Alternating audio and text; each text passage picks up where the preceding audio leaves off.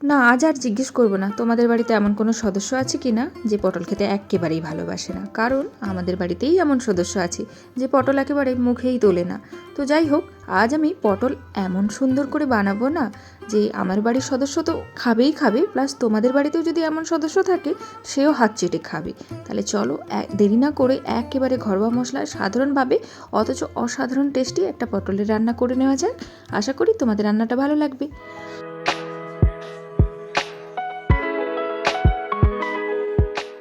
250 গ্রাম পটল নিয়েছি। পটলগুলোকে পরিষ্কার করে নেব, তবে পটলের খোসা আমি তুলে ফেলছি না, জাস্ট হচ্ছে এরকম ছুরি দিয়ে একটুখানি চেঁচে নিচ্ছি। তোমাদের যদি মনে হয় পটলের খোসাটা তুলে নেবে তুলতে পারো, তবে একটা করে দাগ রেখে একটা করে তোলো।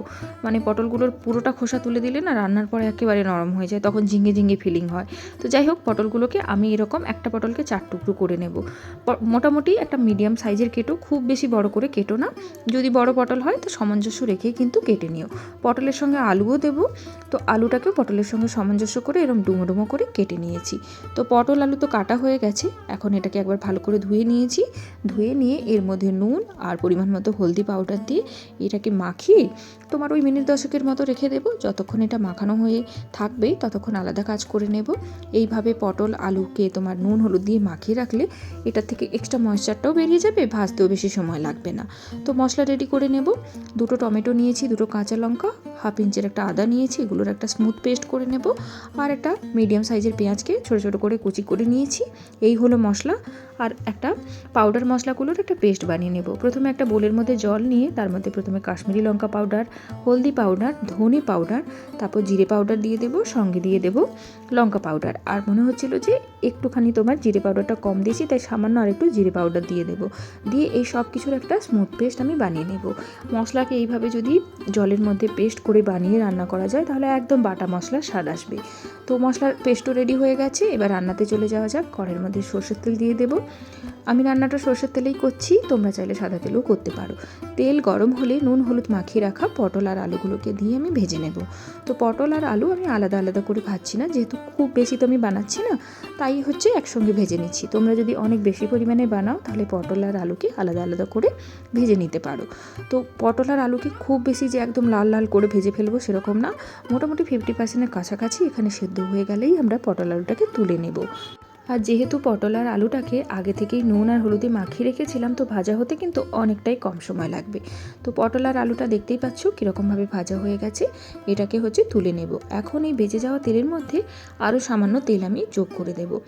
ফোড়নে দিয়ে দেব গোটা গরম মশলা, একটুখানি সাদা জিরে, কাঁচা শুকনো লঙ্কা, আর হচ্ছে দিয়ে দেবো তেজপাতা। তো ফোড়নটা তেলের মধ্যে দিয়ে দেবো। যখন সুন্দর একটা মিষ্টি গন্ধ বের হয়ে আসবে তখন কুচি করে রাখা পেঁয়াজটাকে এর মধ্যে দিয়ে দেবো। পেঁয়াজটাকে হচ্ছে লো ফ্লেমে একটুখানি হালকা গোলাপি হয়ে যাওয়া অবধি ভেজে নেব।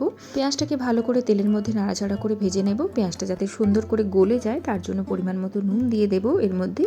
নুনটা দিয়ে ভালো করে একবার মিশিয়ে এটাকে ঢাকা দিয়ে যতক্ষণ না পেঁয়াজটা একদম সুন্দর হালকা গোলাপি হওয়া অবধি অপেক্ষা করব। পেঁয়াজটা এখন সুন্দর করে ভাজা হয়ে গেছে। এখন কি করব, ওই যে পাউডার মশলাগুলোর একটা পেস্ট বানালাম ওটা এর মধ্যে দিয়ে দেব। পাউডার মশলাগুলো দিয়ে পেঁয়াজের সঙ্গে মিশিয়ে এটাকে রান্না করে নেব, মানে কষিয়ে নেব। আর এই মশলাটা খুব তাড়াতাড়ি কষানো হয়ে যাবে, দেখবে মিনিট খানেকের মধ্যেই জলটা শুকিয়ে খুব সুন্দর একটা পেঁয়াজের সঙ্গে পেস্ট বানিয়ে ফেলেছি। যখন এটা থেকে তেল ছেড়ে আসবে তখন বেটে রাখা টমেটো, আদা, কাঁচা লঙ্কার পেস্টটা এর মধ্যে দিয়ে দেব। দিয়ে আবারও সুন্দর করে আমি এটাকে হচ্ছে মিশিয়ে ভালো করে রান্না করে নেব। টমেটোটা যতক্ষণ না একদম সুন্দর করে রান্না হয়ে যায়, এর কাঁচা গন্ধ চলে যায় এবং সাইড থেকে তেল ছাড়ানো শুরু করে, ততক্ষণ অবধি কিন্তু টমেটোটাকে কষাতে হবে। তো ঢাকা দিয়ে এটাকে রান্না করে নেব এবং মাঝে কিন্তু অবশ্যই ঢাকা সরিয়ে একবার নাড়াচাড়া করে দেখে নিও যাতে করে নিচের দিকে লেগে না যায়। তো এই রান্নাতে আমি একেবারে সাধারণ ঘরোয়া মশলা দিয়ে রান্না করছি, তাতেই কিন্তু রান্নাটা অসাধারণ খেতে লাগবে, একেবারে কর্মবাড়ির যে পটলের রান্না হয় সেরকমই লাগবে। তো পরিমাণ মতো নুন দিয়ে দিলাম, তার সঙ্গে একটুখানি সামান্য আমি চিনিও দেবো। তোমরাও কিন্তু চিনিটা দিও, তাহলে দেখবে এর রান্নার স্বাদটা না একেবারে এনহান্স হয়ে যাবে। তো চিনি আর লবণ দিয়ে ভালো করে আবারও মিশিয়ে এটাকে ঢাকা দিয়ে সুন্দর করে কষিয়ে নেব। এবং দেখো এখন খুব সুন্দর করে তেল ছেড়ে আসছে মশলা থেকে। তো এখন আমি দিয়ে দেবো ভেজে রাখা আলু আর পটল। আলু পটলকে মশলার সঙ্গে খুব ভালো করে মিশিয়ে আবারও কষিয়ে নেব। এতে মশলার যত স্বাদ গন্ধ আছে সব কিছু পটলের সঙ্গে ভালো করে মিলেমিশে দুর্দান্ত একটা ব্যাপার হয়ে যাবে। তো ভালো করে মশলার সঙ্গে পটলটাকে মিশিয়ে আমি এটাকে বেশ সময় নিয়ে কিন্তু কষাবো। এই কষানোটার উপরে কিন্তু তরকারির স্বাদ নির্ভর করছে খানিকটা। এই কষানোটা যত সুন্দর হবে পটল আলুর রান্নার স্বাদটা কিন্তু ততটা খুলে আসবে। তো সময় নিয়ে এটাকে একেবারে লো ফ্লেমে একটুখানি কষাতে থেকো। যখন সুন্দর করে মশলাটার সঙ্গে পটল আলুটা কষানো হয়ে যাবে তখন হালকা গরম জল আমি এর মধ্যে দিয়ে দেবো। জলটা পরিমাণ বুঝে দিও। খুব বেশি ঝোল এই রান্না ভালো লাগবে না, আবার খুব বেশি একদম মানে ঠিক গ্রেভি ভালো লাগবে না, মোটামুটি মিডিয়াম একটা হলেই হবে। তো সেই বুঝে আমি জল দিয়ে দেবো। গরম জল দিয়ে অবশ্যই, ঠান্ডা জল দিও না। তারপর এটাকে ঢাকা দিয়ে রান্না হতে দেবো যতক্ষণ না আলু পটলটা সুন্দরভাবে সুসেদ্ধ হয়ে যায় এবং গ্রেভিটাও অনেকটা কমে আসে। তো এখন দেখো গ্রেভিটা অনেকটা কমে এসছে, আলু পটলও সুন্দরভাবে সুসেদ্ধ হয়ে গেছে। আমি গ্রেভিটা এতটাই রাখতে চাইছি, তোমরা চাইলে এর থেকে একটুখানি আরও গ্রেভিটাকে শুকিয়ে নিতে পারো। তো ওপর থেকে আমি ধনেপাতা দিয়ে দেবো খানিকটা, গরম মশলা আর আমি দেবো না। তো এরপর গ্যাসটা বন্ধ করে আমি স্ট্যান্ডিং টাইমে কিছুক্ষণ রেখে দেবো। নুন মিষ্টি অবশ্যই আগে চেক করে নিয়েছি। ব্যাস, আমাদের কর্মবাড়ি স্টাইলে পটল আলুর রান্না রেডি হয়ে গেল।